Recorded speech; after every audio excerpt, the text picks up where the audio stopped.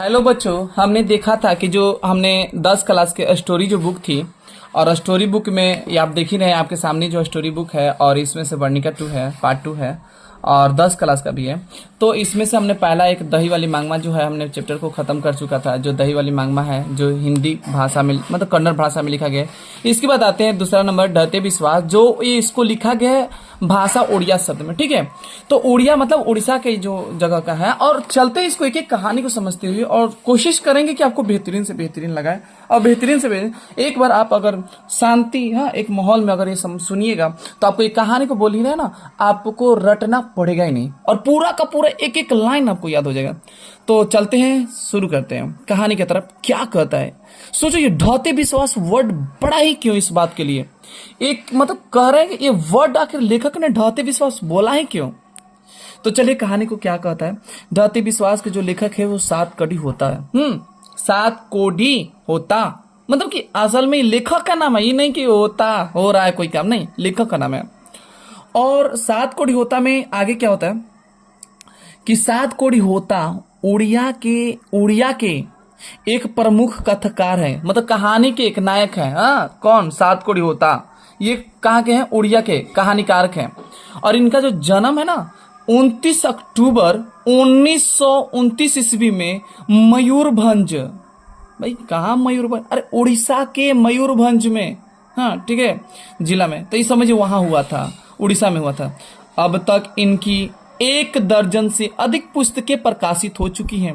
1 दर्जन मतलब 12 को बुक, इससे अधिक। और होता जी, अब देखो इनका नाम, अब 7 कोढ़ी होता नहीं बोल रहे, बल्कि होता जी बोल रहे। होता जी भुवनेश्वर में भारतीय रेल यातायात सेवा के अंतर्गत रेल समन्वय आयुक्त और उड़ीसा सरकार। एक और आपको बता दें, जो वह है ना, वह का अर्थ कई होता है, कभी वह का और होता है या कभी या इस्तेमाल किया जाता है। तो मतलब ऐसा मतलब समझिए, और का भी इस्तेमाल कर लेता है या, तो या का भी प्रयोग कर लेता, मतलब वो का वर्ड में ये दोगो ही चलता है। कहीं कहीं देखिएगा, ये नहीं गड़बड़ाना नहीं है कि वो का मतलब क्या होता है, वो यार वो पढ़ रहे हैं, नहीं गलती लिखा है, नहीं गलती नहीं लिखा है। कोई हिंदी वर्ड कभी गलती जल्दी नहीं जाता है, बस उसका समझने का अर्थ का अलग होती है, कोई मिस्टेक नहीं। अपने से कभी गलती भूल से भी मत सोचिएगा।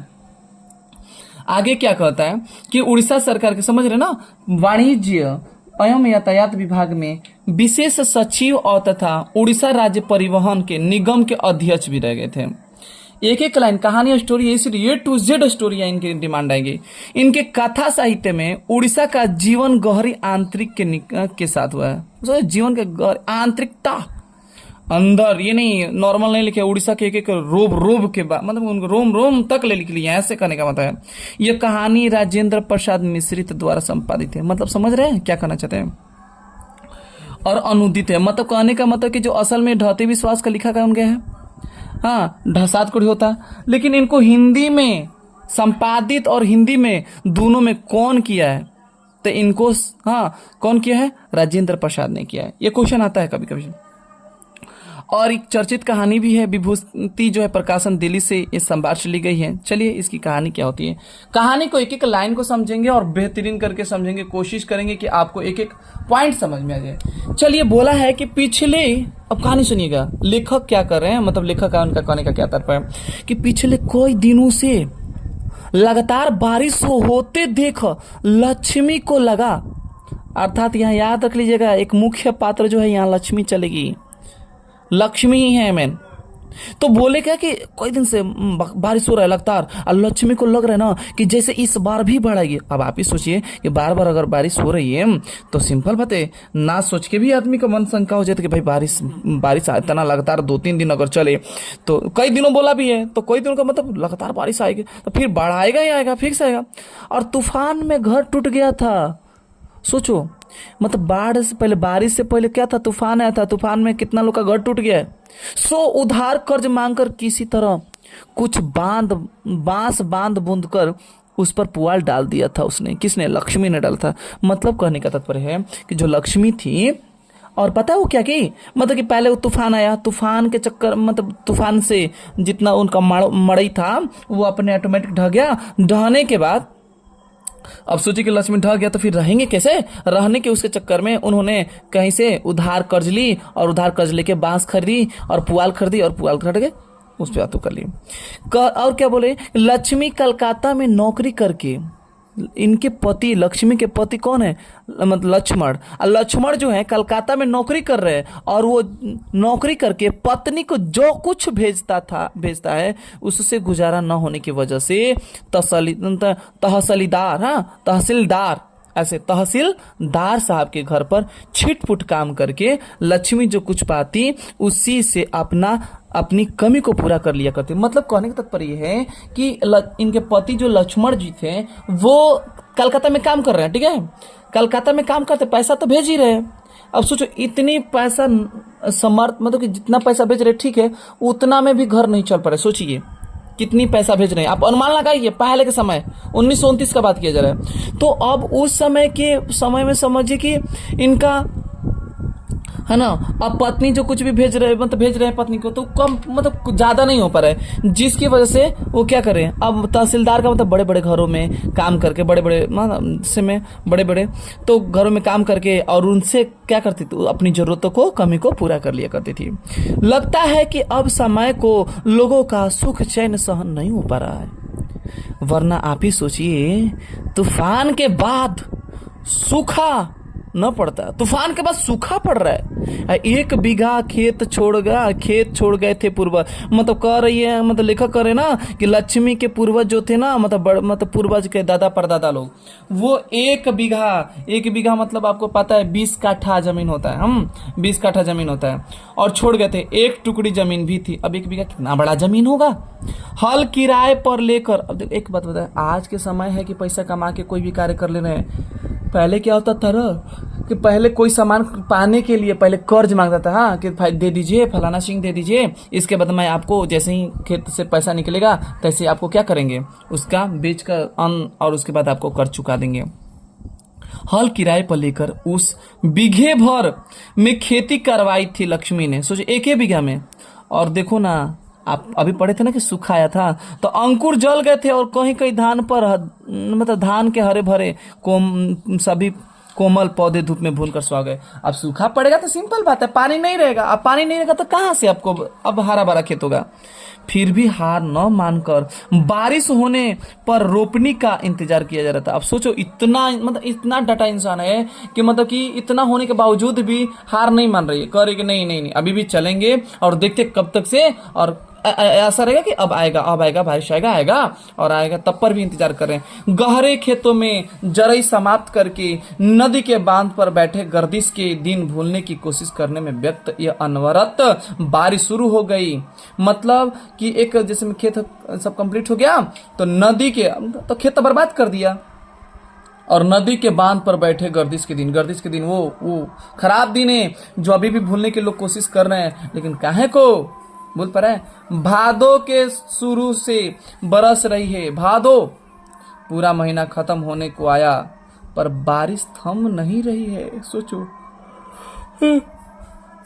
कहने का तात्पर्य है कि जिस समय की बारिश लगातार पड़ रही है, 1 महीना होने वाला है अब,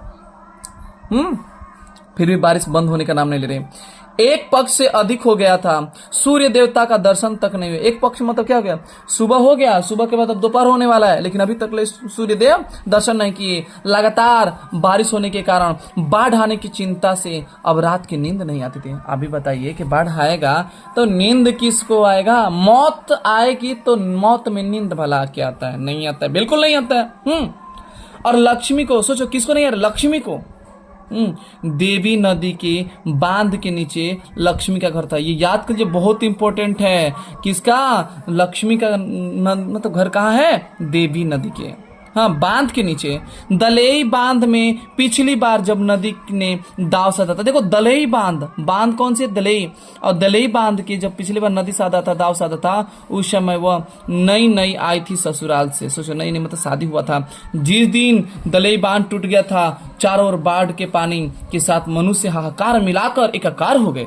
मतलब आकार मतलब एकाकार मतलब क्या, खूब हाहाकार करने लगा चारों तरफ, एकदम हमारा ये वो बाढ़ आ रहा है, बचो, जितना हो सके। उसके बाद सब कुछ खत्म हो गया, बाढ़ ही है एकदम, ऐसे मानो तुरई के फूल की तरह एकदम खिला था और अचानक ऐसे मुरझा गया कि उम्मीदें खत्म। मनुष्य की आवाज, उसके शब्द, आनंद, कोलाहल सब रेत में दफन हो गया। तो बाढ़ आएगा तो सिंपल बात है, उसके साथ मैं बालू वालू सब कुछ आएगा, तो कहीं ना कहीं दफन हो ही जाएगा ना।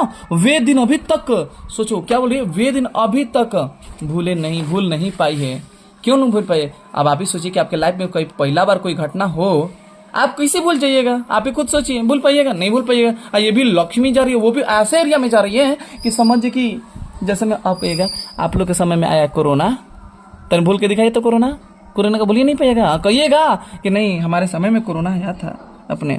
कितनी दर्दनाक है वह अनुभूति, कितना भयानक था वह दृश्य। सोचो कैसा भयानक था, मतलब मरी पड़ी माँ के शव से टिक कर बैठा था बच्चा। सोचो बच्चा जो था किसके सामने, माँ मर गई थी और उसके बगल में बैठा था। संतावना पाने के लिए कौन देगा उसे संतावना? सोचिए कहाँ से संतावना, मतलब कौन चुप कराएगा उस बालक को? रो रहा है, बिलख रहा है, रो रहा है कि माँ माँ उठो, जल्दी उठो। वो काहे को, माँ तो मरी पड़ी है ना, माँ मर गई, अब कैसे उठ पाएगी। लेकिन फिर बच्चा को कहाँ पता कि माँ मरी है कि जिंदा है। इससे पहले कि माँ उसे गोद में उठाए, सियार बनभोज के लिए घसीट ले जाते हैं। अब सोचिए, अब माँ नहीं उठाएगी तो कोई वहां दिखेगा कौन? अच्छा दिखेगा नहीं तो सिंपल बात है, पहले के जमाने में गीद, शेर, सियार, लोमड़ी, चील, कौवे, ये सब नोच के मार खा जाते थे। उस जीते जागते बच्चे को, अब सोचिए उतना छोटा सा, आप क्या बताएं, वह दृश्य याद आते ही सिर से पैर तक, शरीर आंत तक से सिहर उठा। देखो देखने में, देखो जितना लिखा गया ना ये कहानियां, आपको शायद पता नहीं होगा, लिखने में और सामने से दृश्य देखने में रूह कांप जाएगी। से तक आंत तक सिर उठता था। यदि दोबारा दिल्ली बांध टूट जाए तो कौन बचाएगा? सोचो बच्चे विपत्ति का सामना कैसे कर पाएंगे? विपत्ति अकेले न आकर संगी साथियों के साथ आती है। यह बात सच साबित हुई। तूफान के बाद सूखा और उसके बाद बाढ़ आया। बाप रे बाप। तूफान और सूखा में जिनकी कमर टूट चुकी थी, कमर का मतलब इंसान का कमर नहीं, मतलब ये कि पैसे से प्रॉब्लम हो गई, पैसा इतना बर्बाद हो गया कि अब बताओ कमर ही टूटा जाए। बाढ़ के धारा के आगे सीना तानने की ताकत उसे भगवान भी नहीं दे सकते। हालांकि बाढ़ में पुआल के छप्पर को अपने बचाने का सहारा बनाकर बहती व्याकुल मनुष्य को भगवान भी स्वर्ग से झांक कर देखते होंगे। मतलब ये इसमें लेखक करना चाहते हैं कि बताइए भगवान को भी दया नहीं आई कि लोग इतना दयनीय स्थिति में भी अपना कैसे गुजारा कर रहे हैं। पुआल भी फिर ऊपर से देख रहे होंगे भगवान की कैसे पुआल बना के कर रहे हैं, पर कोई कुछ नहीं कर सकता, मानो यह सब विधि के विधान हो। अब सोचिए भगवान भी, मतलब ये कहना चाहते लेखक कि भगवान भी नहीं कुछ कर सकते हैं, है ना? इंसान तो कर ही नहीं सकता। कि मैं क्यों? क्योंकि भाई उनके नसीब में वो लिखा ही है। पूर्व निर्धारित सा विधि के निर्देशों को हमने हमेशा से मानता आया है। मनुष्य कभी विरोध नहीं कर सका है। यही उसकी विडंबना है, यही उसका बेसहारापन है। अब सोचिए कहानी यहां से नहीं छोड़ रही है, कहानी को मोड़ बहुत भयंकर ले रही है।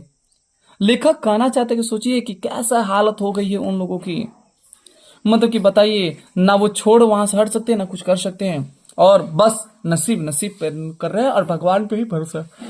ऐसा नहीं, भगवान पे भी भरोसा रखनी चाहिए, लेकिन पहले भगवान से ज्यादा खुद को कर्म पे रहना चाहिए। भगवान पे आप ही सोचिए, आप खुद को ले लीजिए, आप ही बताइए कि अगर सोचिए आप बिना मेहनत करेंगे नहीं, आप कहेंगे कि मैं नहीं, घर के लोग मेरे लिए करेगा, आपके लिए टूट के करेगा, लेकिन आपको करना होगा, अपना योगदान देना होगा, है ना? अपना योगदान देना होगा। इससे क्या होता है ना कि अपनी पहचान, अपनी मेहनत, आलस्यपन सब दूर होता है।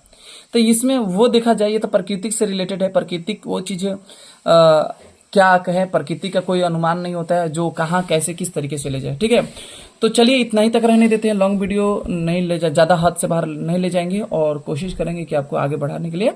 और ठीक है, तो कैसा कहानी लगा होगा कमेंट सेक्शन में जरूर बताइएगा। आगे कहानी को कुछ कोशिश करेंगे कि और ऐसी कहानी प्रस्तुत करने के लिए जिससे कि आपको मन में रुचि और ज्यादा पैदा हो और समझ में भी आ जाए, एक एक कहानी आपके मन अंतर्मन में बैठ जाए, साथ ही साथ अच्छा आनंद भी लग जाए। ठीक है, बोरिंग नहीं लगने देंगे।